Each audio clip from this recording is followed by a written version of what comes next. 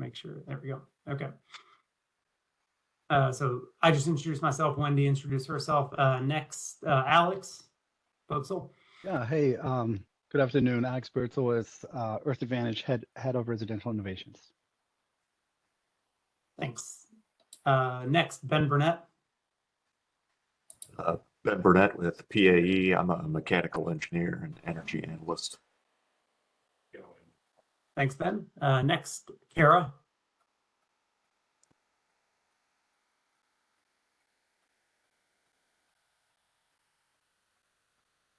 All right. We can see you. There you are. Yeah. Kara Saylor, Director and Staff Attorney at the Green Energy Institute at Louis. Thanks, Kara. Clark Brockman. Hi, Clark Brockman with Brockman Climate Strategies, architect. Thanks, Clark. Daniel Christensen.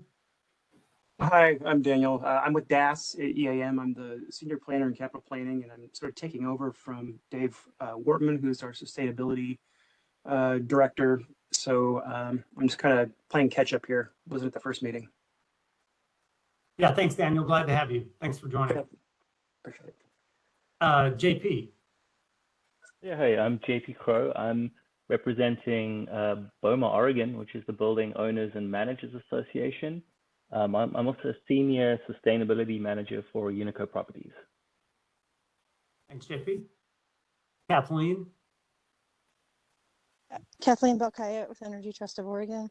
I manage the commercial energy performance management offerings. Thanks, Kathleen. Carrie Mead.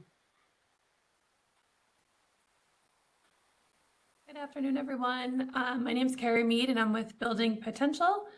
It's a trade association for building energy use decarbonization businesses. Thanks, Carrie. Kevin Duell. Good afternoon, Kevin Dewell with Northwest Natural. Work in the areas of energy efficiency in terms of emerging technology and also codes and standards. And my camera's not working right, so here I am. All right. Thanks, Kevin. Raymond Douglas. Hi, Blake. This is Ray Douglas, and I'm with Johnson Controls. I'm responsible for our government customer strategy. So thanks for the invite. I was not at the first meeting. No. Thanks for being here, Raymond. Next, Rick Hodges.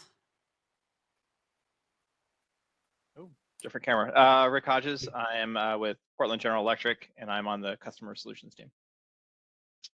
Thanks, Rick. And last is Zach. Hey guys, I'm Zach Bradkovich. I'm the account executive owner, so I work with a lot of the building owners for Johnson Controls, and so I want to help promote the agenda and help all of my customers get compliant. Yeah, all right, thanks. Yeah, thanks for being here. And it looks like we do have a number of actual just public attendees here too. There's 7, so maybe we'll go through and just give them the, or maybe they're muted, but yeah, give them the opportunity to introduce themselves too. Let's see, Brad Reed. I'll try to unmute. Can you hear me? Yes. All right, Brad Reed. I'm the campaign director at Building Resilience, a statewide coalition campaign, all kinds of different groups, but interested in seeing a successful and strong BPS in Oregon. Thanks, Brad. Next is Cameron Chorney.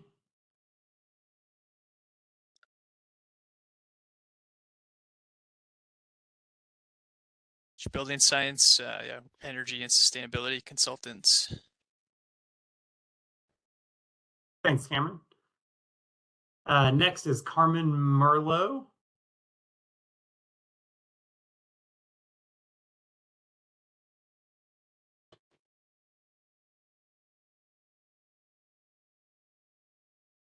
You there, Carmen?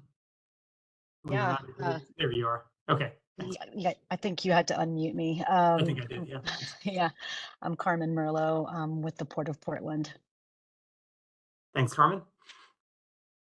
Egan Bowl.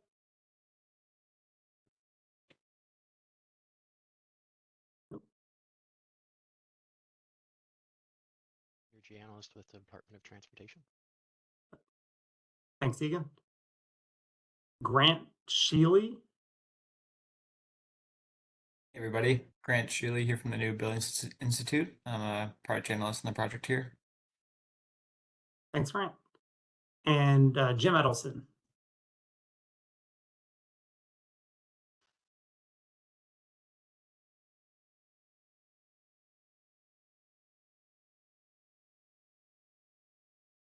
Are you there, Jim? Yeah, Jim Edelson, advisor to New Buildings Institute. All right. Thanks, Jim. Okay, that covers all the introductions. So now we can move forward on the agenda. And since I sent out the agenda, I actually made a couple minor updates. One of them, I added an item just to talk over, just based on some feedback from one of the RAC members, to just add like a general BPS program schedule to the agenda. I think maybe in one of the past, in our kickoff meeting, we kind of showed a chart of how we plan to move through each of one of the rulemaking sections. So we'll just kind of bring that up again to highlight the different tasks really that we expect to go through as a committee and as an agency this year. And then the overall BPS kind of program schedule as a whole too, leading into future compliance dates. So I added that item on the agenda. But where I wanted to start with, well, I guess first I'll ask, does anybody have any proposed like additions to the agenda or changes? Okay, not hearing any, but certainly feel free to weigh in later on too as we go through. But first, I just wanted to follow up with the RAC charter. So in our first meeting, our kickoff meeting, we presented a charter for this group, and we put it out for comment for RAC members. Thank you very much for review and for comments. So what I did was pretty much go through and accept all the pretty much all the proposed changes. So what I'm showing right now on the screen is the comments that we received, and then with the changes that were made to address those comments. So there was one comment about consent decision making. What does that mean? Would it be helpful, necessary to show like if there's clarity to know when things can move forward, if there's some sort of like a majority need? So I just added one clarification about like how ODO is like seeking majority consensus from the RAC as we move forward with our rules. But one thing that we do need to keep in mind as an agency is just about our delegation of authority, as the responsible agency for administering building performance standards, and the nature of the RAC being an advisory committee in nature without necessarily having the like authority over it moving forward. It's not quite similar to like a board or another like oversight entity as far as like moving forward with the rules. So that's one thing we wanted to clarify. Although through this process, we will certainly make every effort to achieve kind of majority consensus with our rules as we move forward. So there was a question about the process for bringing proposed rules to the RAC and then hearing RAC comments. Kevin, looks like you have a question before. Oh, and Kara does too. So mine is just a note that Anahi has arrived, and so might want to have them introduce themselves. Oh, thank you. Yeah. Anahi, if you're there and want to provide just a quick introduction. Of course. Hi, everyone. Sorry I'm late. I was at a doctor's appointment, so I apologize about that. My name is Anaí Segovia Rodriguez. I am the Energy Justice Coordinator at Verde, and I use she, her pronouns. Thank you all. Sorry for the interruption, and Cara, I appreciate you. No problem at all. Thanks for joining. And Vin, too. I see Vin's joined. If you want to do just a quick introduction. Yeah, hi everyone. Vin Mason with the City of Portland. I've been managing the commercial energy reporting program here since 2015. I'm actually having a lot of issues with WebEx. I've been trying to get on with my phone too, but it doesn't have audio, so I can't figure out. I've lost any way to control my muting, so I try to be quiet in the background. Thanks. And yeah, thanks, Vin. Kevin Duell.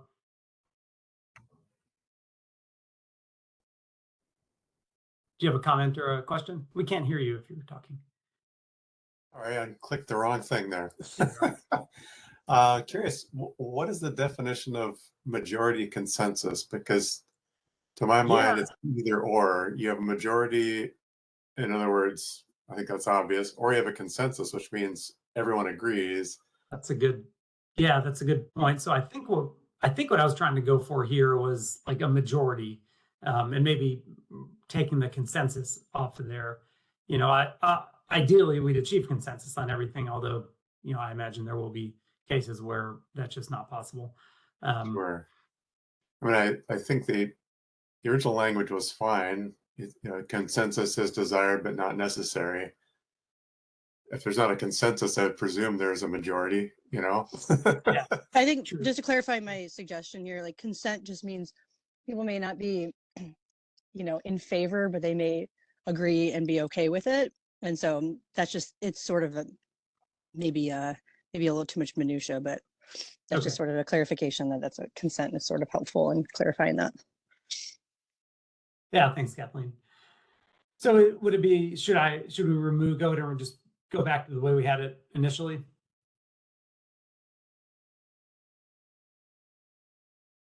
I leave that up to Kathleen.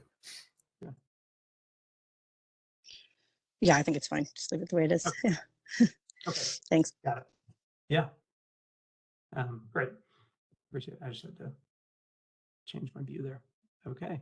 Then the next comment that we had on the charter was just around the process for the kind of phased iterative approach where we bring draft rules to the Rulemaking Advisory Committee, receive comment, make changes as needed, and then go out for broader public review on that same set of rules or that same section of the rules. So I just added a sentence to clarify that it's going to be a phased iterative process as we go through that multiple times with every section of the rules. There was just a general question around, will committee members have the opportunity to weigh in on the public comment period and the potential to influence modification to the rules, or is it just Odo? And so the answer there is yes. You know, definitely, I think we do want, you know, the way that I see it happening is that the RAC would have like the early review for the proposed rules. We put it out for the public, and then we'll bring those comments back, and Odo will review the comments, and then we can also bring those comments to the RAC too, for weighing in on how to address those. So, and certainly welcome RAC member comments through the public process too, as a separate, if needed, you know, a separate opportunity to provide comments, but you know, definitely want to have that multiple iterative step process through as we go through. And then I think the really only other, there was an addition about, you know, committing, you know, to provide reasonable access to any underlying data that we have to support summaries, reports, and determinations. So we added that one in there. And then there was also some comments around, we had initially proposed just to have RAC meetings focused with RAC members, but there was some desire to have it open to public members too. So we were definitely okay with that. So we've gone ahead and just made that change. All the RAC meeting links are now published on our Odo rulemaking website for the public to attend. And it seems like it's working because we've got a number of public members here today, which is great. So all the RAC meetings will be open to the public to view and listen in on. Can I ask a question about that? I looked last week and I didn't see that. Or was the post late? And is the plan to, I haven't looked again, is the plan to get those up sooner or all kind of up now? They are all up now, and they've actually been on the website for a few weeks. But I think the reason where you may have looked and not seen them was because we have our building performance standards website, and then we have our rulemaking website. And they're two different pages, and they're on the rulemaking page, and they're not on the other page. Okay. We have links to the two, but so sorry for that Okay, confusion. no, that's great. Thanks for clarifying. But they are up on the rulemaking site itself. Right. So for anyone on the call, if you do find yourself on our just general BPS page, we do have a link to the rulemaking site on the right, and you can click there and see all the RAC meetings. And then once we do have our general public rulemaking meetings too, they'll also be up on this page. So all the rulemaking focused meetings will be on the rulemaking site. Thank you. Yeah. Yeah, sorry for that confusion. Navigating state websites, I know isn't easy sometimes. So, okay, so I did put a clean version of the charter up on the RAC SharePoint site too. So it's there for reference if anybody wants to reference it. I think it's under this the BPS RAC charter folder. So we've got the draft with the comments that we received and how we addressed them, and then a clean version of the charter up there too, where we just accepted all the changes and got rid of all any formatting comments and things like that. Okay, so moving to the next item on the agenda is just a quick update on our energy use intensity target setting request for proposals. We have an open request for proposal that's up now. It's posted on Oregon Buys. We had a kind of pre-proposal kickoff question meeting last week. We posted it on April 10th. So it's been open for about 2 weeks. It closes on April 29th. We had a meeting last week, a pre-proposal kickoff meeting where potential firms could log in and ask questions. We had a few firms log in, which shows, I think, some interest, which was encouraging. That we'll receive some quality proposals for this work. But just to kind of provide an overview for what this RFP is and the scope of work under it, we'll be hiring a consultant to help us analyze data, to review data, analyze building energy use data across a number of different data sets, including Portland's benchmarking data, the National Commercial Building Energy Consumption Survey, NEA's Commercial Building Stock Assessment. We have some Oregon state-owned building energy use data, and then a few other data sets to help us look at building EUIs across building occupancy types, across our 2 Oregon climate zones, and determine what is the average energy use intensity for these different building types. Because if you look back to House Bill 3409 and the direction it directs us to set energy use targets that are not more stringent than the average energy use type for different building occupancy types. So that's what this work is going to help us do, is to look at those, the energy data, building use, performance data that we do have, develop the average use, and then recommend a methodology to determine what the averages are, and then to help us to propose those targets to stakeholders, to the RAC, to stakeholders, receive feedback, potentially modify the targets based on that feedback, and help us kind of bring that EUI target setting effort to the finish line throughout our rulemaking process this year. So we hope to get proposals on that as soon as, by the time it closes next, I think it closes on Monday next week, on the 29th is Monday. So, and then we hope to evaluate those proposals over the 2 weeks following when it closes, and then hoping to award that in late May and have that contractor on board in late May. Are there any questions on the scope of that RFP and the work involved there? Because that we do expect that contractor to be relatively integrated into future RAC meetings. I think we have attendance at least 2, maybe 3 RAC meetings and facilitation of discussion of EUI target setting. So, did you share the link to the RFP? Are you able to do that? I can, yeah, it's up on Oregon Buys, and if it's helpful, I can just post just the name of it. Yeah. Yeah, let me just have it up here. It is. I'm not really an expert on procurement and Oregon Buys, so others may know more about how to actually search for it, like in that system. But this is. I tried to drop the link in the chat. I found it. Oh, awesome! Thank you. But also want to call out, it says proposals due April 26th, but on the timeline a couple pages later, it does say the 29th. So. Oh, it does. Yeah. That is, that's a good, that's a good point. I wonder what it says in Oregon bias. That's something I'll make a note to clarify with our procurement staff. We may just have to make sure it stays open as long as people think it's going to stay open.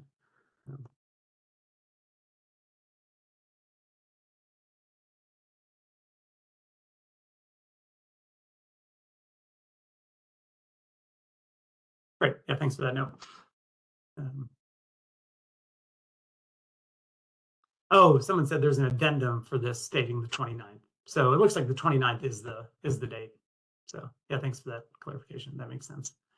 We must have, I'm guessing our procurement staff noticed the discrepancy and posted that addendum. So I think I'm just referencing an older version. So, okay.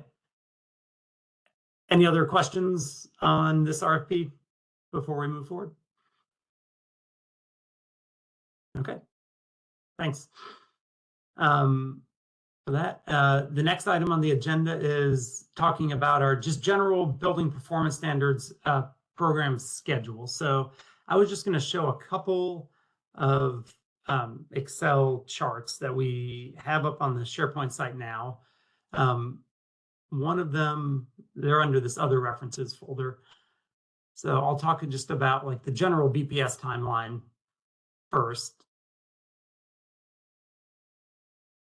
And I'll try to make this larger so it's easier to see. So, you know, this year primarily in 2024 is rulemaking, where we have to do initial rulemaking for Tier 1 building performance standards and for Tier 2 energy reporting. We have a report that our agency will need to write in our progress by the first quarter of next year. By July of next year, we have to notify Tier 1 and Tier 2 building owners.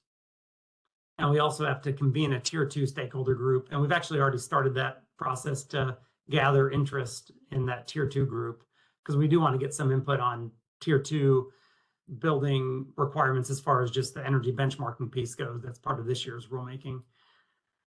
And then we have this annual report that we need to deliver to the governor and the legislature in the first quarter of every year on January 15th. We have a report for the incentive program that's due in 2026. And then buildings will need to start complying. The Tier 1 buildings would need to start complying in June of 2028 for buildings that are 200,000 square feet or larger. 1 year later for buildings that are 90,000 square feet and larger in June of 2029. And then 1 year later after that, buildings that are 35,000 square feet or larger in June of 2030. And then the first year for benchmarking data for Tier 2 buildings will need to report in July of 2028. And then about 1 year later, we will have to evaluate that Tier 2 benchmarking data to determine the energy use and greenhouse gas emissions averages for those Tier 2 buildings. And then about a year after that, in October of 2030, provide a report to the governor and the legislature on recommendations for a Tier 2 building performance standard. So that's kind of the long-term timeline in terms of like rulemaking, when buildings will need to start complying, when we're going to evaluate Tier 2 buildings and a potential building performance standard for those. And then I also wanted just to share our draft rulemaking schedule now. So how we kind of envision going through the different sections of the rules and providing those drafts to the RAC and then rolling those up for general public meetings. So here we are in, we had our RAC kickoff in February. I'm going to see if I make this a little bit bigger.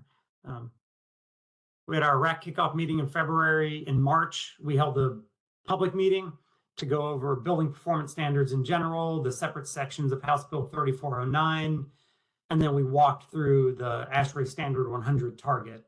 If folks weren't able to attend that meeting or just wanted to review the recordings up on our website, thanks to New Buildings Institute for helping with the ASHRAE Standard 100 piece of that and walking through each chapter to help folks better understand what all is included in that standard, because it's the basis for our BPS. And then here we are in April, where we're going to actually start going through some of the draft rules, including the first 3 chapters of Standard 100, the purpose, the scope, and the definitions. And then we'll have a separate RAC meeting in, each month through really through September. And actually, I need to update this because we don't have a RAC meeting in August. So these topics in the August meeting will actually be September, just because August is kind of a generally a hard month to schedule meetings. But sorry, I haven't updated that yet. But basically, in each month, we'll be going through separate sections of the rules. So here in April, we got scope, definitions, and purpose.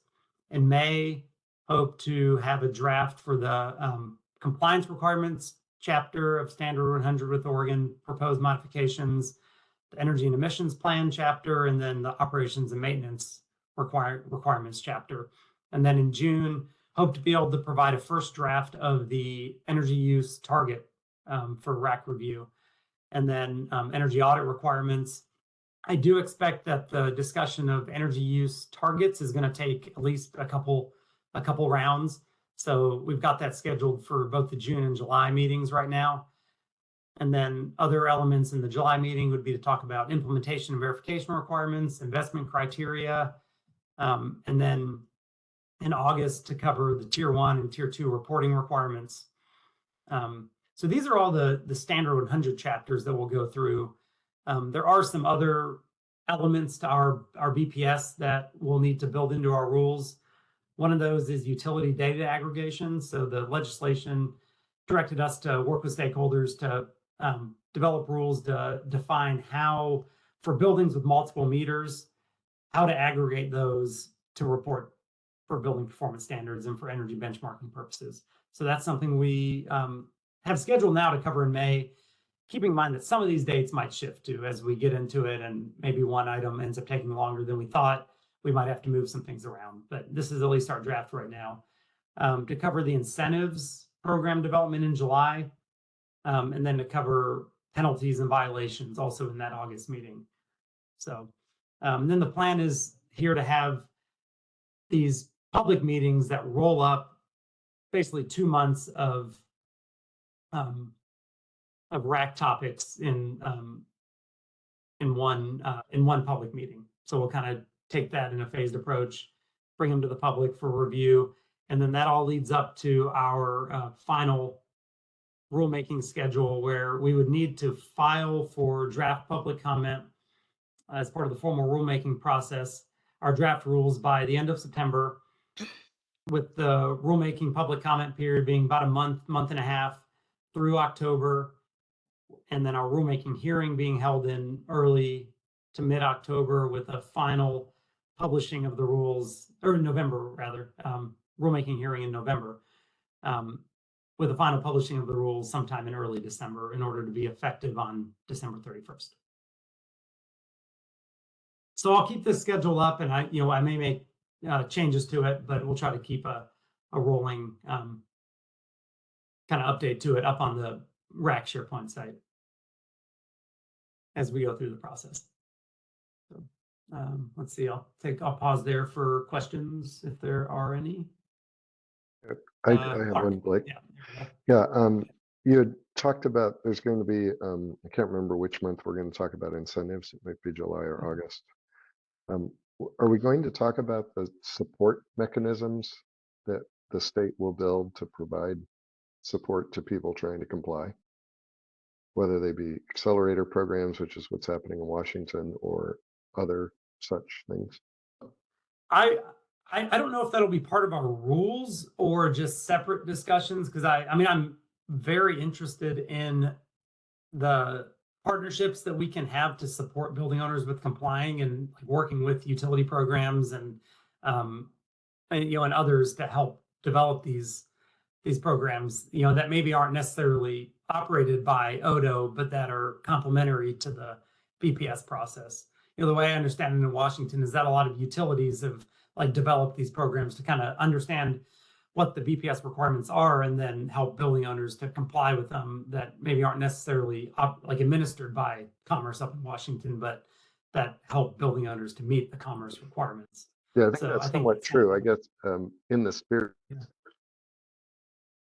I guess I just try to talk about it because it seems like the state should have some skin in the game and helping people comply. That's my opinion, but anyway. Okay. It seems to be a gap in Washington right now. So Noted. Thanks. We can build that into the agenda when that comes in. Thanks, Lark.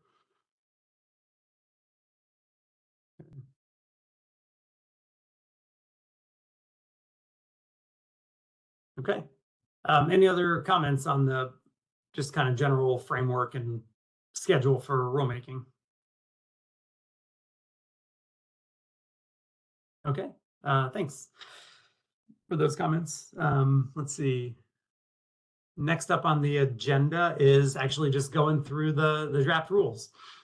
So the way that I propose to do this is just kind of open up I'll share it on my screen. We can kind of just walk through the different sections. And one of the things that I'm hoping to do with this first round, because it's relatively just the scope, purpose, definition sections of the rules are relatively light in terms of how long they are.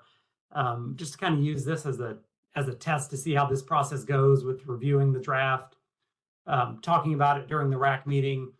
And then you may have also noticed that we created a comment portal online. And I think this will probably be the best way to document and formalize comments, because I think in the kickoff meeting, I had initially proposed, like, let's see if we can just make like inline comments to the documents, which which could be a way to do it. And these sort of like informal comments during the meeting or during like directly in the document would be one way to communicate. But one of the things that I realized we might kind of lose some of that if we go through the process and like accept comments, or people were commenting over others, and we didn't necessarily want to lose a record of an important comment as we go through. So I think we've created this comment portal where any RAC members can make a comment, and we've just separated out with individual sections, comment text boxes, one for scope, one for purpose, one for definitions. And this is kind of the way that I think we envision it, as long as it works well this time, addressing the rest of our rules, where we'll have a separate comment box with every section to allow the RAC members and then the general public, when that time comes, to make comments. And that way we can much more easily formalize, document all the comments that we're receiving, so that we can filter them and group them if we're getting a lot of the same sort of comment.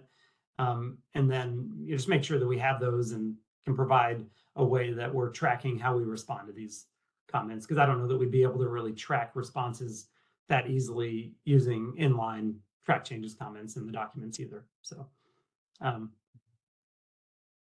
we'll kind of see how this process goes. As long as it's not like too cumbersome or too clunky, this is the way that I think we'll proceed with our review and comments. So I'll go ahead and just pull up the draft rules right now. And I went ahead and put a link to that comment portal up in the header of the draft rules. So if folks are reviewing the rules and want to kind of consolidate or kind of bring all their comments together, maybe like in a separate document as they're reviewing, and then hopefully you'll be able to kind of just like copy and paste those into the comment portal. I don't know if like the copy and paste function, I hope it works. If it doesn't, we'll have to kind of pivot, but I'm kind of thinking that's how it might go. Kevin, did you have I think I saw a hand raised there for a second. I was just going to note, you might want to lock the core document for editing only by you, if that's how you want to drive it. Okay. Yeah. Just for safety's sake, because I kind of automatically start editing stuff and then, whoops. Yeah. So. Yeah, definitely. That's a good comment. And I think we got a couple like inline comments in this one, we're totally fine this time around, since we're still kind of working through the best way to do this. Make sure that we receive all the comments in the most equitable way, and that we're able to track them. So that's a good comment. Make sure we don't somebody doesn't accidentally delete a section or something like that. Can you drop a link to the document on the screen? Yeah, this is. I just refreshed the link that I had, Blake, and it's not showing that new link you put at the top, so I'm afraid I'm not looking Okay. at the Let's same version you are. I hope yeah. Let's see. Even though I'm in your SharePoint site, it seems. Yeah, hopefully It's up in the actual header. It doesn't show up when you first open it. I got it. Okay. Go ahead, Blake. Don't worry about Is it there? sharing Okay. anything.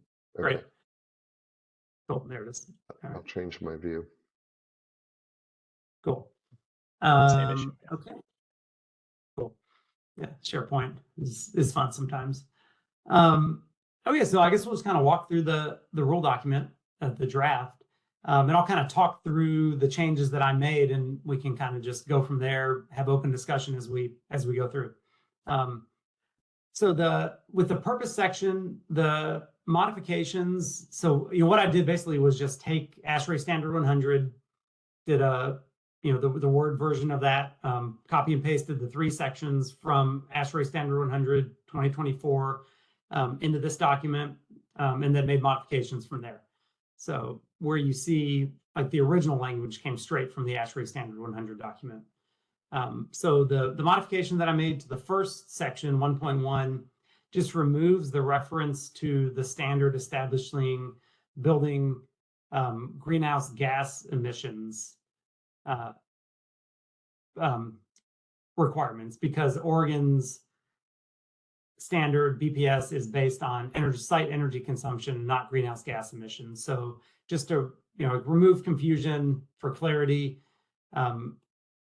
that we wanted to remove that piece of it. Although I'm recognizing now that I should probably keep the word building in there. That was an oversight. So I'm gonna reject that deletion. Kevin, you have a question or comment?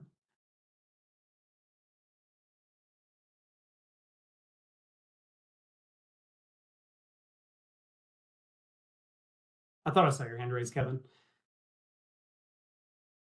All right, I was muted still. Yeah, like you noted, the bill is not focused on energy consumption. I noticed that greenhouse gas emissions continue to show up throughout this this version, and I think I understand why, and that's because Tier 2 buildings will have to report those. Is that correct? Yeah, so we kept the definitions for greenhouse gas emissions because we do have some directives later within the program to continue to estimate greenhouse gas emissions from buildings. So I think we want to keep the definitions in there. And the statute does still direct us to maximize greenhouse gas emissions reductions as part of this program. But with regard to the purpose of the BPS, because it's based on site energy consumption, we removed the greenhouse gas emissions, because ASHRAE, one of the biggest changes with ASHRAE Standard 100 2024 compared to previous versions is that it includes multiple pathways depending on how a jurisdiction wants to apply it. So it includes greenhouse gas emissions reduction targets, it includes site energy reduction targets, it includes source energy reduction targets, and building performance targets. So one of the changes that they made to the purpose was they expanded it because it now includes all of these different potential potential targets, potential frameworks that a jurisdiction could use if they wanted to apply it in that way. But because Oregon is applying it from a building performance standards and ASHRAE 100 from a site energy use, I removed that from the purpose. But interested in RAC feedback. That makes sense. I just, at first I was a little confused because you said we're taking references to greenhouse gases out, and I'm like, but they're still showing up. And then I thought, oh, well, Tier 2, okay. Yeah. Great, thank you. Yeah.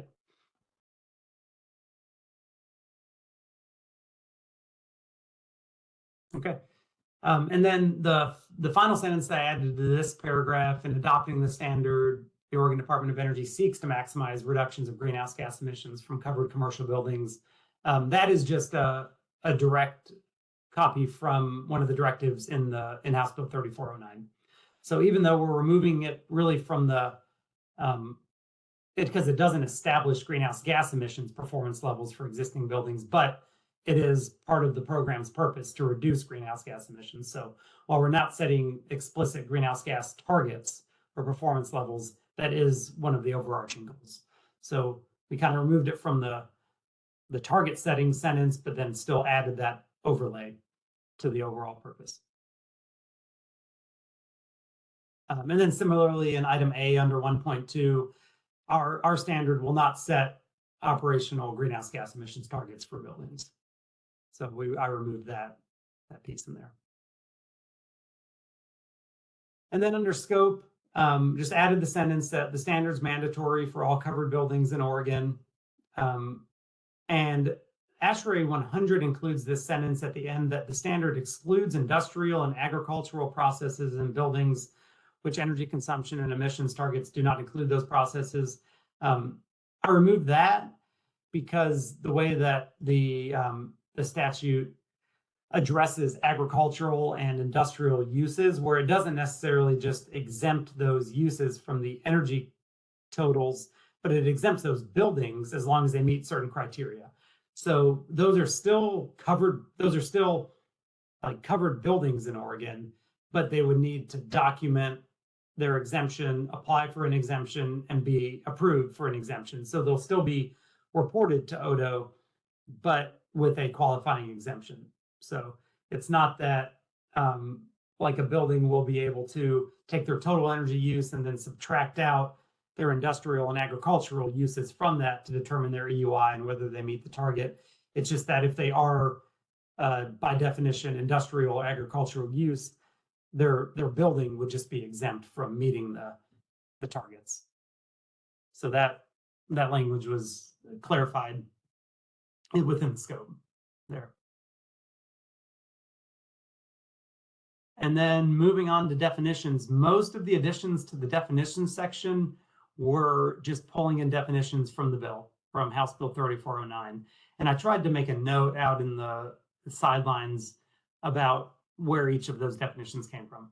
So all I did here was pull in the definition for agricultural building and what that means, straight from House Bill 3409. With the, so as I kind of went through the draft rules, I had open the House Bill 3409 to pull in the definitions. I had ASHRAE 100 as the basis, and then I also had Washington's draft rules, or Washington's final rules up to see if there were any definitions that might be useful to pull in as well with ours. So there was a definition for applicable building codes that I thought was relevant to pull in case that's needed as we go through our rules. So I made that addition similar to Washington State's edition. The definition for authority having jurisdiction in ASHRAE 100 is general. It's just the agency or agent responsible for enforcing the standard. Here we can get a little more specific because we know that ODO is the responsible agency for that. So I just replaced the general agency responsible with the Oregon Department of Energy. I added a definition for benchmarking and what that means. Basically mirrored what was in the Washington program. As far as calculating building greenhouse gas emissions, which is part of future efforts to calculate the greenhouse gas emissions from buildings, I, instead of using the kind of references to greenhouse gas emissions factors and associated with extraction, processing, transportation, and other, the other criteria in there, I just referenced the greenhouse gas emissions factors that are specified by the Oregon Department of Environmental Quality to kind of keep it within the state and make sure that we're consistent with how we calculate greenhouse gas emissions from buildings with the way that other state agencies are doing it. So that was the rationale for that modification. And Blake, if I could jump in just real quick and ask a question about that. Obviously, since we're not setting emissions targets right now, it's not maybe critical to understand and lay out how DEQ is defining particularly electrical emissions. However, if that starts to become part of a future compliance path or anything like that, I think we're going to want to have a handle as far as how DEQ defines those and whether it's utility specific or region specific, or if it's going to be one kind of blanket emissions factor for the state. It's probably not a today problem, but I wanted to bring it up. Yeah, thanks. That's a good, it's a good comment. I know from what I know about the way that DEQ approaches with electricity emissions factors is that they do, they gather the associated emissions from each utility, compare that to their generation or to their retail sales, and then calculate a utility specific emissions factor in pounds or tons of CO2 per kilowatt hour, CO2 equivalents per kilowatt hour or megawatt hour, and they publish that rate online. They do offer a utility specific emissions factor, and then they also offer a state average too. But I think what we would do is to be like, if we're calculating our building related emissions, we would look to use as granular of a factor as possible and apply a specific utility factor to a building in that utility service territory when calculating actual greenhouse gas emissions. But I don't know if any of the utility folks on the call have any input on that too. But it's like Jim Edelson had a comment in the chat that I saw, and then I can't see anymore. There it is. There are multiple types, vintages of calculations for greenhouse gas emissions. So yeah, so when we're calculating emissions, the way that I at least envision doing it would be to apply the appropriate year, the aligning year's emissions factor for that year of energy usage as much as we can. I know sometimes publishing those factors can be a year or two lagging. So there might be, using the most recent factor that we can, with the most applicable, closest matching annual factor. So I think there was a Vin, I think I saw a hand raised. Yeah, go ahead, Vin. Thanks. Right now we use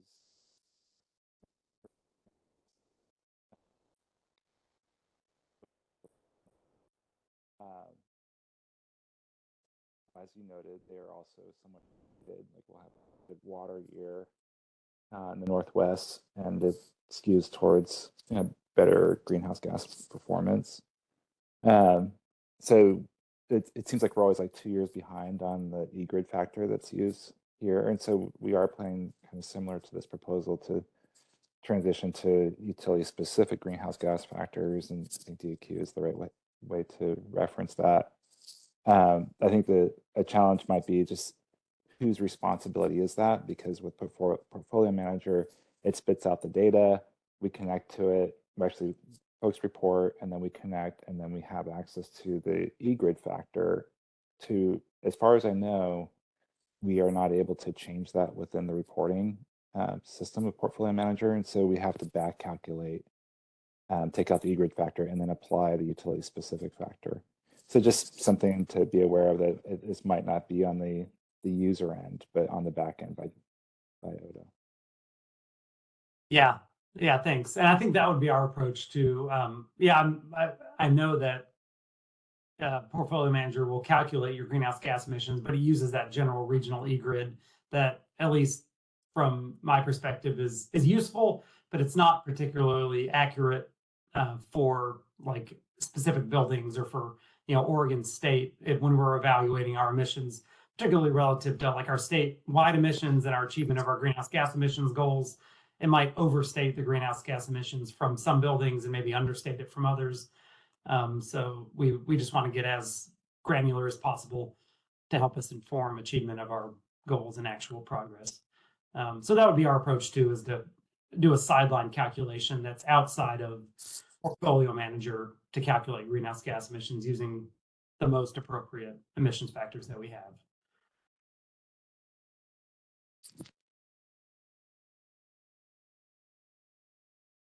Is it worth providing any more, do we think, any more like qualification there in that sentence for different fuels, including electricity? Are those specified by the Oregon Department of Environmental Quality?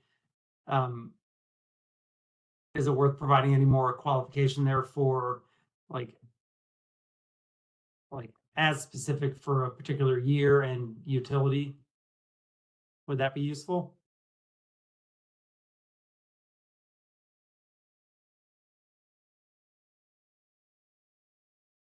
or just kind of keep it? I guess, this is the level of detail. My recommendation, you don't want to get into as high level detail on the administrative rules as Yeah, possible, and then okay. update the rules if you need to later. Where it might get confusing is if DEQ has a combined statewide emission factor. It might get confusing, like, are you referring to that statewide emission factor, or are you referring to utility specific? So I think that makes sense.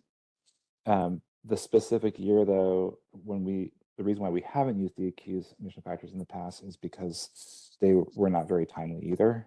And now I think they've gotten much more consistent. We just relaunched again this year after a 3-year pause during the pandemic, and it seems that DEQ has much more consistent information. But that because it has been inconsistent in the past, I would say, like, I wouldn't reference a specific year. It'd be clear, or you could say the most recent year available, something like that. Okay.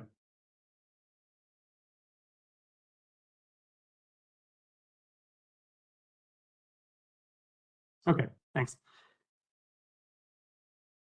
Okay, moving down in terms of like modifications to what was in ASHRAE 100 for definitions.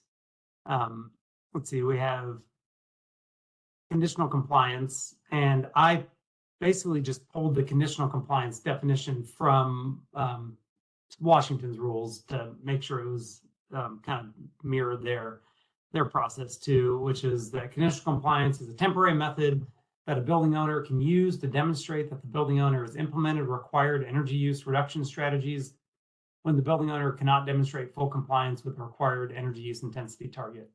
Conditional compliance represents the compliance level between the completion of implementation in section 9.1 and verification of compliance in section 9.2. So it's where maybe they've done an audit, done a measure, but can't quite get to the energy performance level specified in an EUI target. And I did remove the conditional compliance expires 15 months following the completion of implementation, mainly because we haven't yet defined exactly what the conditional compliance requirements are going to be. There might be some process for and timeline for expiration of conditional compliance, but I wanted to target that when we get to that specific section of the rules. So there, I think I saw your comment, Clark, about why removing that, and I think it's probably important to keep this in as some sort of a placeholder, but we didn't want to get too specific about the expiration for conditional compliance before we really define what that process looks like. Yeah, as long as we have a placeholder for how we will deal long-term with people who aren't in compliance. Even if, if we granted them a conditional compliance, we're going to want to have whatever the next shoot or drop is defined as part of the rulemaking, it seems, but it doesn't necessarily have to be a 15-month expiration as proposed here. Yeah. Yeah. Yep. So you're talking about like multiple rounds of conditional compliance where we wouldn't necessarily want to have some process for like somebody saying, okay, I conditionally comply this year, conditionally comply the next year, and like maybe some side rails or guards around like indefinite conditional compliance. That's my opinion. Yeah. I think it's definitely a discussion we should have.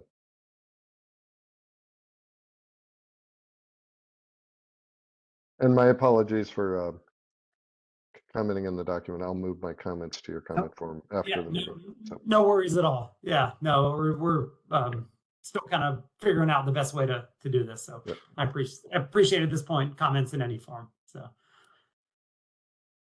Hey Blake, it's Christy Split. Hi, those of you that know me and those of you that don't. I work for Odo.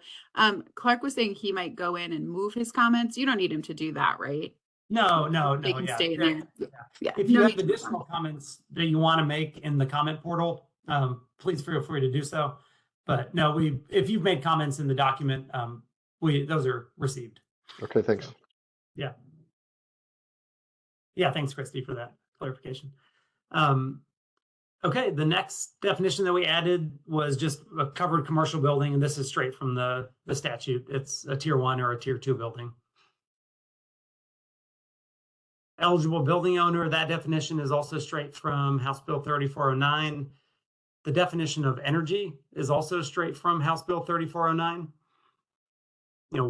What types of energy are included within that energy use.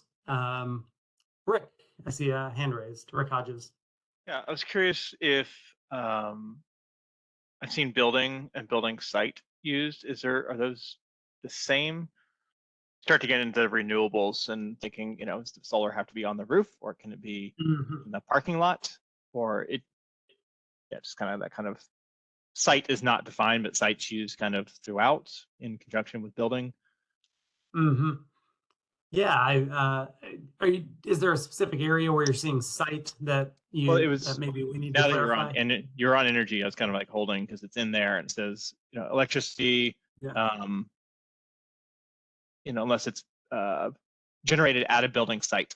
And so I don't know how many, there's a couple buildings with wind energy on top of them maybe, but next to, adjacent, or solar. Building site wasn't defined, I guess. How far away from the physical building can you be and still consider that? If you have solar on an industrial building, but you have an office building next door, like trying to figure out some of that nuance. So. Okay. And site specifically is then building site is used in several other definitions, but site isn't defined. So that may be something we need to think about, how we define that site. Okay.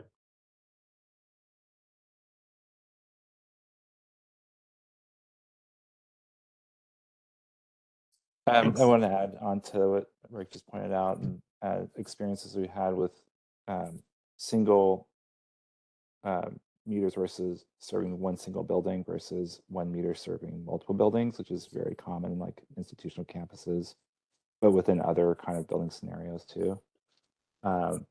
Similarly, solar shows up that way too, where you might have solar on one building that is now connected to multiple buildings. So some awareness around that as you move forward. Okay, thanks.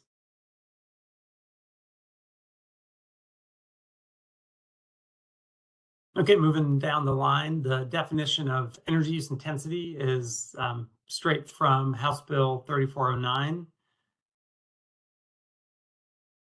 And the EUI target. So we did add the word net in there. So the EUI target is the net energy use intensity of a building that's been established. So the net energy use intensity is actually, I believe, a definition from House Bill 3409. And the way that House Bill the 3409 is kind of structured and directs us to establish the EUI targets and the energy use is to look at it from a net perspective. So you take like the total energy that a building uses, or that enters the building, like grid supplied or, or other means, bulk fuel or natural gas through a pipeline that enters the building, minus the sum of the energy that leaves the building. So you can net out if there any energy is exported to the grid. So that's where we wanted to clarify that the EUI targets are based on net energy use, not gross energy use. So to take to be able to remove any exported energy from a target, from a building's energy use totals when calculating performance relative to the target. Does that clarify the question, Clark, for you? Okay, thanks. That's a good it's a good question, because ASHRAE 100 actually I think approaches like total EUIs a little bit differently than House Bill 3409 does, in terms of actually, I think it looks at gross energy usage, including, so the way that Oregon's BPS will be, so if there's on-site electricity, like say through solar panels, that causes a building to use less grid supplied electricity, the Oregon building's target and performance will be based on only what's imported into the building, what comes through the meter, irrespective of how much that on-site energy use actually generates and how much the building uses.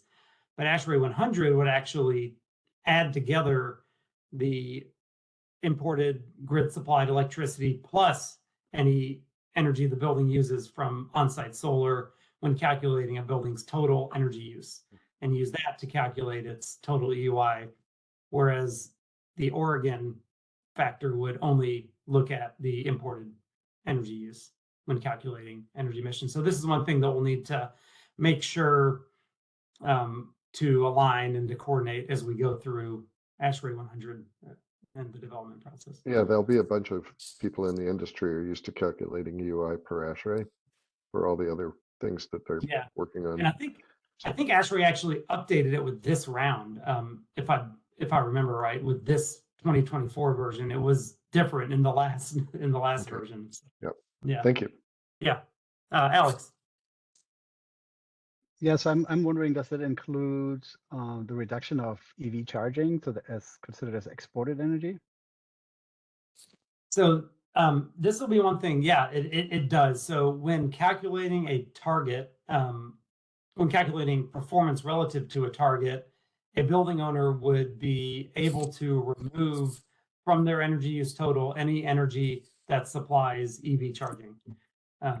So that we'll have to kind of work through what that means, but the way that I would imagine that would work is that it would in most cases probably have to be some kind of a manual calculation to look at total grid supplied electricity and then subtract out energy use related to EV charging when reporting energy usage. So that wouldn't require like a separate meter to confirm. To like provide I think it would have to be separately metered in order to make that. Yeah. Okay. Yeah. Thank you. Because the statute is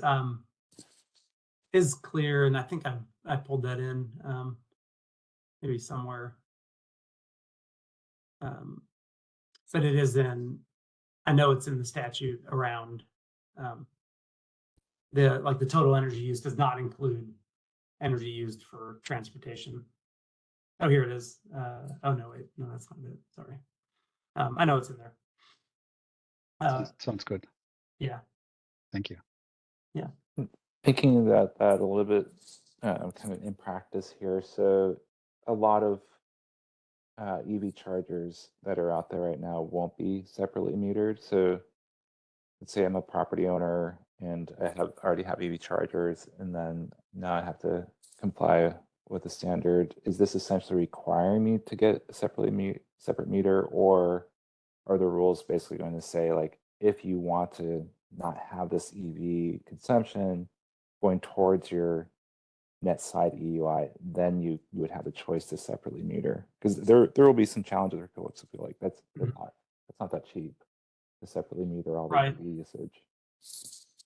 Yeah, I've kind of thought about that too, and definitely want to hear feedback. But I think my initial thought would be that it would be kind of building owner discretion, where if they're eligible to remove that energy, but it's got to be metered, and if they want to remove it, they would have to spend whatever cost be required to get there. So that would have to be a decision that a building owner would make if they are potentially close to achieving the compliance with the EUI performance requirement, whether they want to separately meter to remove that energy. I could see a building owner, if they're already well under the EUI target and there's no need to separately meter in and spend that cost, then I don't think we would force them to.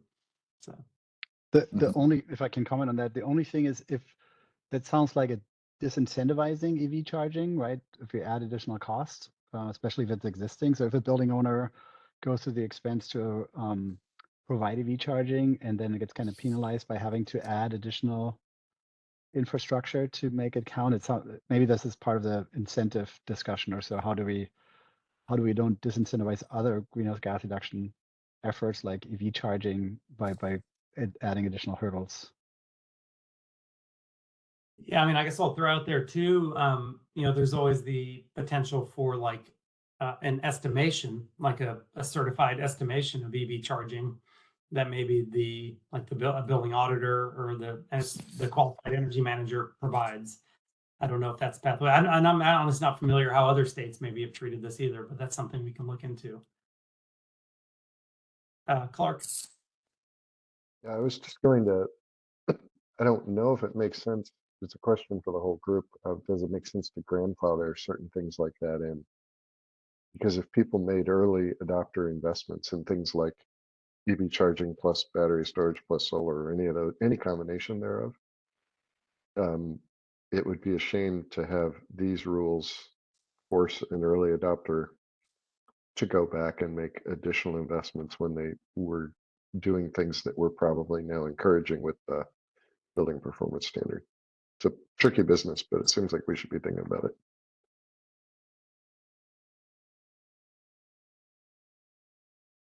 Yeah, good comments. Yeah, I'm kind of thinking through. So it sounds like it sounds like there's interest in not requiring a building owner to spend the money to meter EV charging, just to remove it from the building total. The bill certainly does allow a building owner to remove it when documenting and demonstrating compliance with the target. But how a building owner does that is, I think, the challenge. How they come up with that quantification without metering. So yeah, something we can kind of look into and see how maybe other jurisdictions have approached that, and if there's a creative way to meet a building owner's need to remove it from their total without maybe requiring costly metering to do that. For benchmarking in Portland, it's the EV. They haven't separately metered, which I haven't seen that condition yet. That gets reported as part of the EUI. So it is a disincentive for electric charging because it's inflating incorrectly the EUI.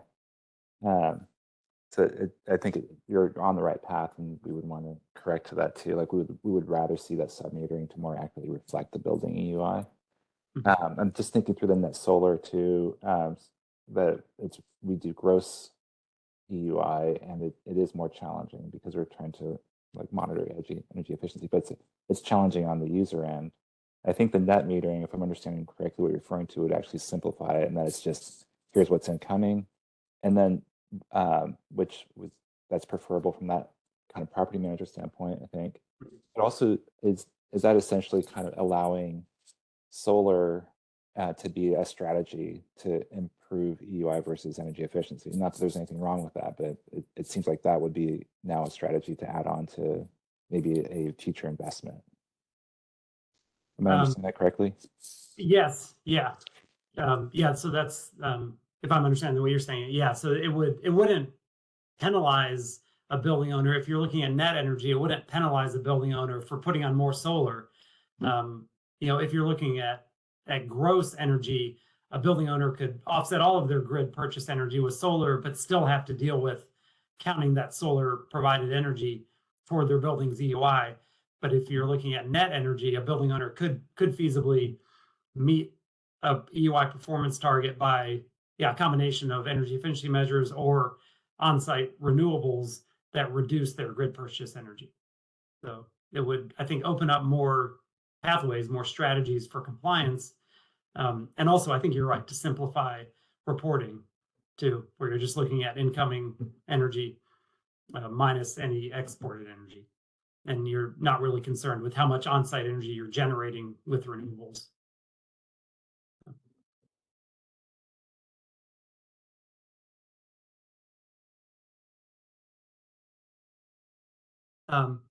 Okay, I don't see any other questions or raised hands, so I think we can move down the line. Remembering where I was before, let's see. I think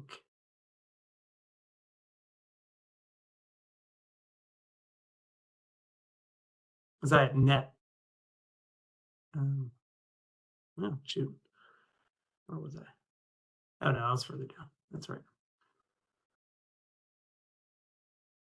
There it is. Okay, EUI target. Okay, greenhouse gas emissions. This one is straight out of the statute, so that has the meaning given in ORS 468A 2.1. So I just removed the ASHRAE standard 100 definition and replaced it with the definition from 3409. I removed the target for greenhouse gas intensity, or remove the definition for greenhouse gas intensity targets because Oregon will not have specific greenhouse gas intensity targets for buildings. The definition for gross floor area was straight out of House Bill 3409 also.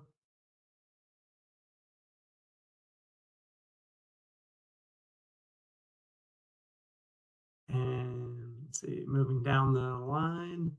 Net energy use, we've talked a little bit about that and what that means, but that definition was straight from 3409 also. Now, yeah. I had a question on that gross floor area. I realize you have to use the definition from the bill.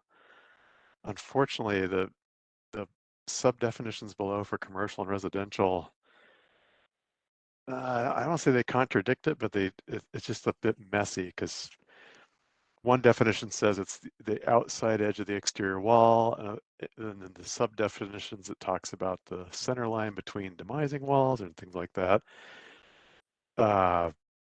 Something needs to change, and I think it's going to be the sub definition since the one up top is given.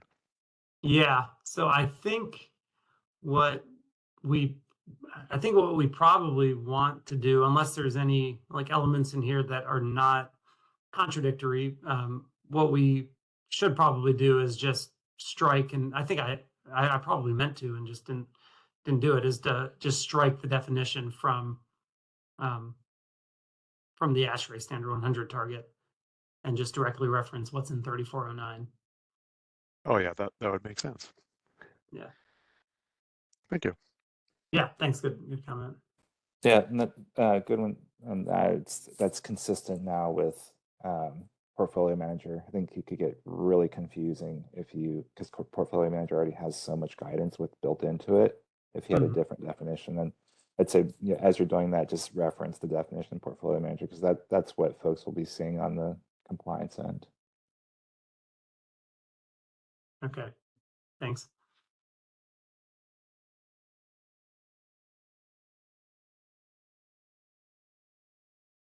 Okay, and then moving down into the definition for qualified energy auditor. So this is the definition for when a building needs to perform an audit. What does it mean to be a qualified person that can go and perform that audit?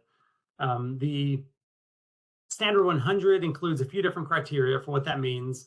So what we did was kind of take those criteria, make it more specific where applicable, and also kind of mirror what had been provided in Washington as qualifying certifications so that a building owner can be comfortable when they hire somebody to do an audit that they meet the minimum qualifications and that they're competent to go out and actually perform an audit that a building owner can have trust in and rely upon when they go to make investment decisions for how to meet an energy use target. So essentially the different criteria that are proposed in these in this first draft is that in order to be able to perform an audit, that person would need to either be a licensed architect or engineer in Oregon, would need to have one of two certifications, either the ASHRAE Building Energy Assessment Professional certification or be a certified energy auditor from the Association of Energy Engineers. And these are the two certifications that are acceptable in Washington now. So definitely interested if there are other certifications that folks would like to see that we can look into in this list also. But as of right now, these are kind of the three certification or criteria that would make somebody an eligible energy auditor for the purposes of the BPS program. So when a building owner has to document like that they've done an audit, it would have to list like who the qualified auditor was and what their certification was when they report to us for compliance. So these are the three criteria right now. Any comments on those criteria? And then similarly, what does a qualified person mean for somebody who's like a qualified doing energy management activities for a building? So what does that mean? That's again either a licensed professional architect or engineer in Oregon, somebody who's a certified auditor or an certified energy manager. And then I pulled the other criteria also from what Washington uses as their criteria. Definitely interested in comments if there should be others, but right now there's criteria or allowance for a person with a building operator certification level 2 by the Northwest Energy Efficiency Council, a building commissioning professional certified by ANSI, by an ANSI accredited organization or an energy management professional certified by the Energy Management Association. Although it does, even though it lists these specific criteria or specific certifications that are allowed, there is this open-ended that, you know, Oregon, as the authority having jurisdiction, may prescribe additional certifications and training to meet the minimum qualifications of a qualified person. So, you know, in the future, if somebody were to propose that another certification should be qualifying, and we review it and determine that it meets some minimum requirements, then we would provide that on the website and periodically update the rules to document that certification is also acceptable. So it kind of provides that avenue for adding other certifications over time as well.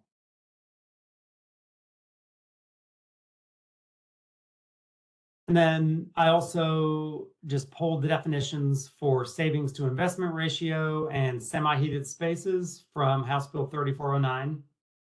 Similarly pulled the definition for what is a tier 1 building, what is an unconditioned space, and what is weather normalized, straight from 3409. And a question for you, I think I saw this earlier, this savings to investment ratio, and there's another investment ratio, I think, defined earlier. Are those both straight out of the bill, and are they in line with Washington State? They are straight out of the bill, and I would need to go back and reference Washington's, but from what I understand and what I remember, most of the bill was a direct reference to Washington. So I would be surprised if they're not aligned with Washington State's. Yeah. And another question, sorry, to go backwards for a second. When you're saying qualified energy auditor versus qualified professional, which of those persons are verifying the energy data being entered correctly, as well as gross flow area, confirmed gross flow area? Yeah, I think that's just the qualified person.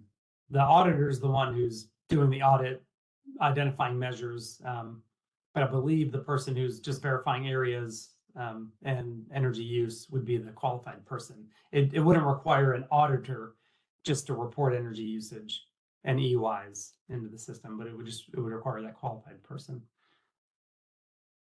I believe. But the data entry can be, doesn't have to be third party, but does the audit have to be third party, or can you do that in-house? The audit could be done in-house as long as that person met the qualified auditor requirements. There's no independent aspect of those. Right.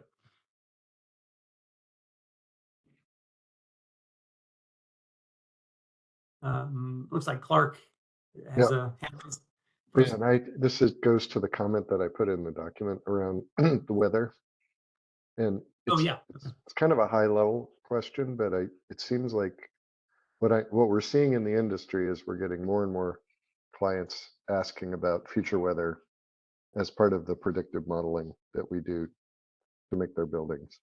And it may not have a direct line to this definition, but I'm just wondering, is it anything that we should consider? Because right now, all of the codes and everything that people work under in the current standard of care is tied to weather data that's 30 years old, which we know is becoming less and less helpful. So it's kind of a high level concept question. Right. Yeah, I think it's yeah, I mean, I'm interested in ways that we could address that. I think as far as we plan to address the weather normalized requirement would be just through Energy Star Portfolio Manager and their weather normalization calculations, where you report energy use and then they adjust it for weather. I'm interested if there's another way to look at that, but I'm also a bit cautious on how to do that outside of the Energy Star Portfolio Manager reporting framework and how we build that into the program. I think it's fine. Okay. I think it's fine. It was really. Yeah. And then I had a follow-on comment. Well, not follow-on, it's unrelated, which was a missing definition potentially, which is whole building energy analysis. So it seems like the analysis people are going to be doing are implied in the way these are written right now on a measure by measure basis. And I'm wondering if we should allow whole building analysis so that some measures will demonstrate a internal rate of return of X, others won't. But if you bundle them, the whole thing demonstrates a good IRR. That you know, the PUC and Energy Trust had to go through this recently. Okay. And so I think, and I referenced in my comment for you, the finding, the order, the OPUC order about that exception. Okay, thanks. And is there a definition for whole building energy analysis or something similar in there? Yeah, it's to all reference? in there. Yep, it's all in there. Okay.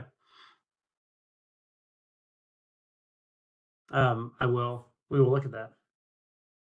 Thanks. Thank you. JP, is that hand raised? Yep, that's right. Just going back to the qualified person, I just have a question there.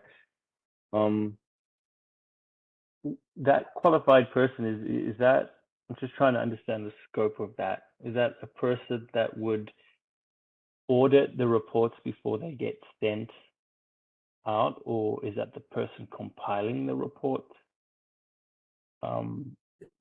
Yeah, so I think that's the person that would be kind of responsible for general like energy management and reporting of the of like a building's energy use.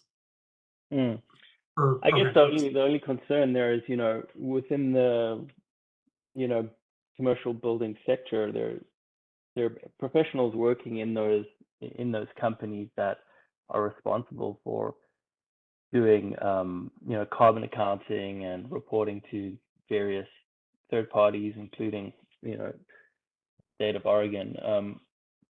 They might not have these qualifications. I guess that would then mean they would have to go out and get them.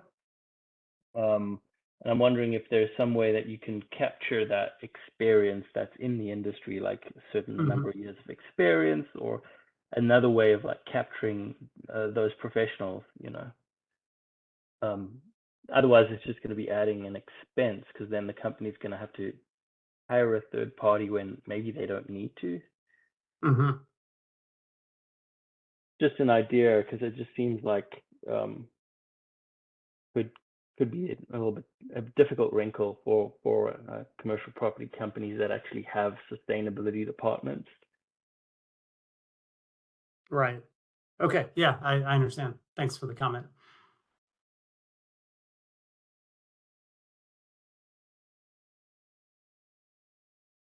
We're just taking some notes here. Okay. Looks like Rick Hodges has a hand raised too. Sure, thanks. Just kind of we're jumping around a little bit, but back to Clark's whole building and some of the solar aspect. The thought of you could have two identical buildings, and if one had, say, a battery or a hot water storage tank and was able to shift when they use energy, their EUIs are going to be the same, but their emissions will be a lot less if you're optimizing.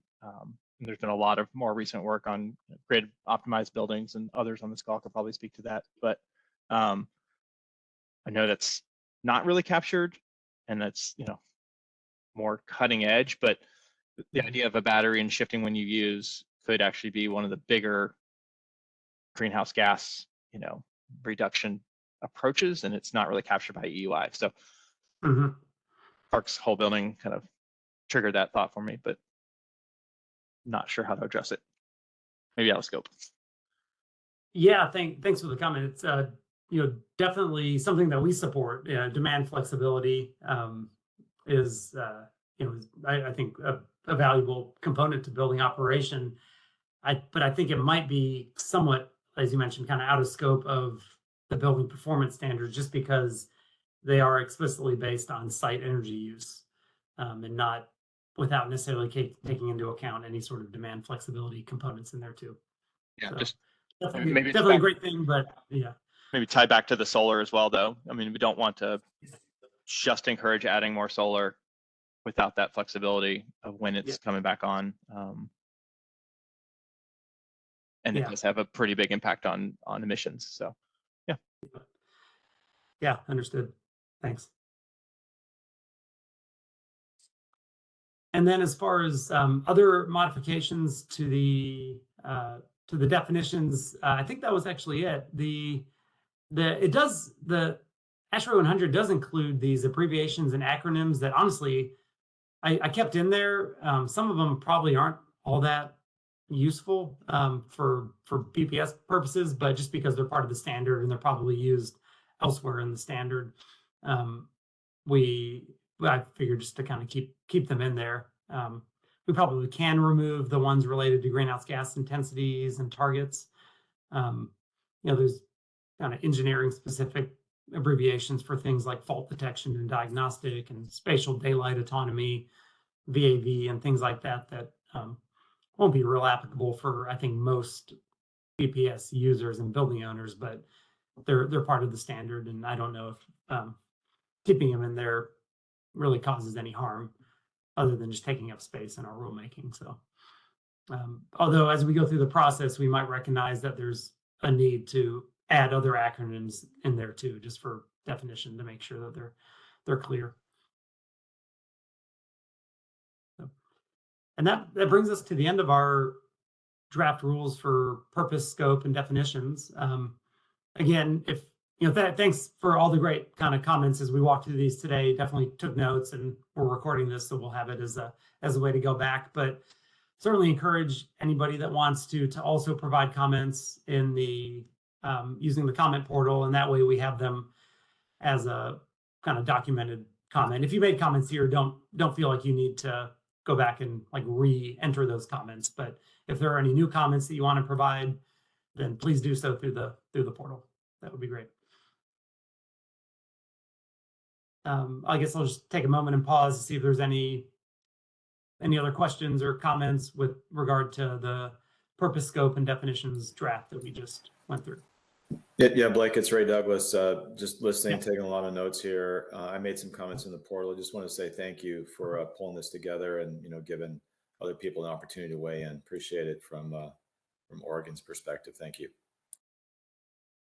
Yeah, thanks, Raymond.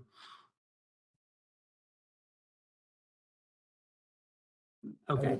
I wanted to make one more comment, just regarding there are multiple definitions around the savings to investment ratio.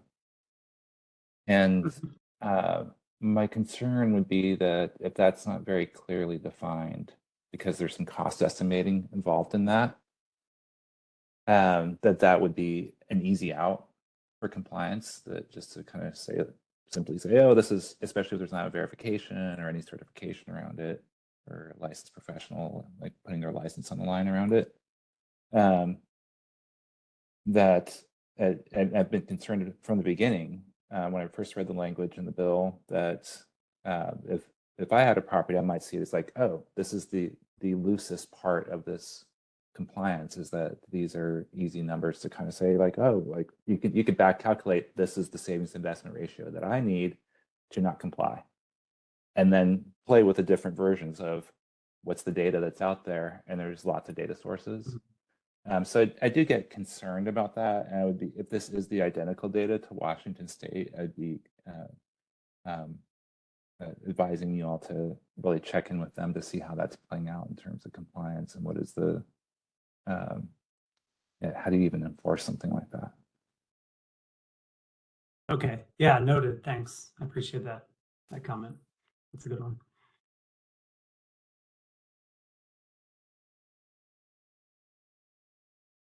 Okay, well, that kind of wraps up the draft rule review. I'll pull up the agenda here briefly too. So we've reviewed the scope, the purpose, the definitions. Now we're kind of at the wrap up next steps section of the meeting. Kind of heard a bunch of comments. So our next meeting is scheduled for, let's see, so this is April 24th. Our next meeting is scheduled for about a month, May 22nd. And what we plan to go over in that meeting would be the sections, the chapters of Standard 100 with proposed Oregon modifications for compliance requirements, developing an energy and emissions management plan, and an operations and maintenance plan and requirements. So you can look for that draft similar to the format that we worked through today, just like draft rules up on the SharePoint site with the notification sometime in advance of that meeting. I'll try to get it out as far in advance as I can with providing you guys the opportunity to review ahead of time. And then we'll kind of plan just to walk through it similar to what we did during this meeting, although recognizing that some of these future sections are going to get a little bit longer.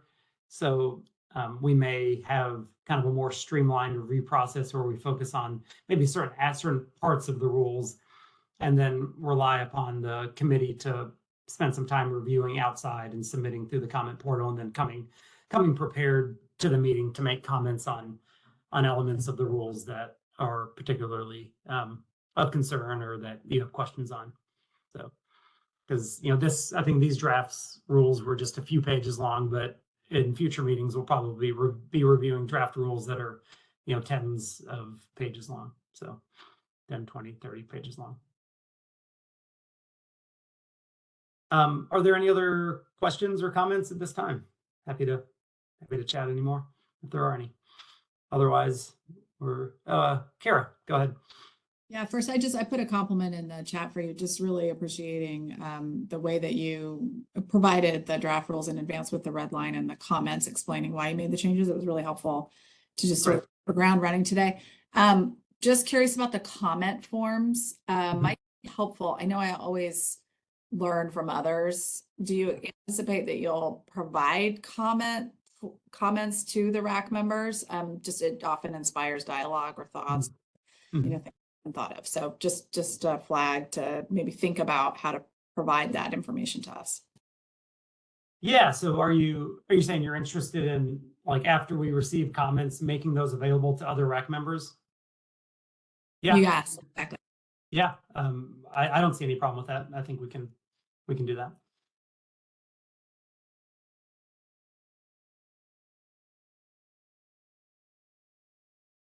Okay. I guess like going once, going twice, going three times. Any other final comments before we wrap up for today? And with future ones, I know I provided the draft rules just a couple days in advance, but I'll try to do that more in advance for some of the next ones. And I'll also try to continue to note in the sidelines there, like where the proposed modifications come from and why we're making them. So, okay. Well, again, thanks to everybody for joining. I really appreciate everybody's time and dedication and service to helping us work through these rules, and look forward to the next meeting and working with everybody.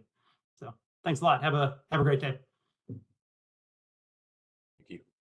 Bye. Thank you. Thank you. So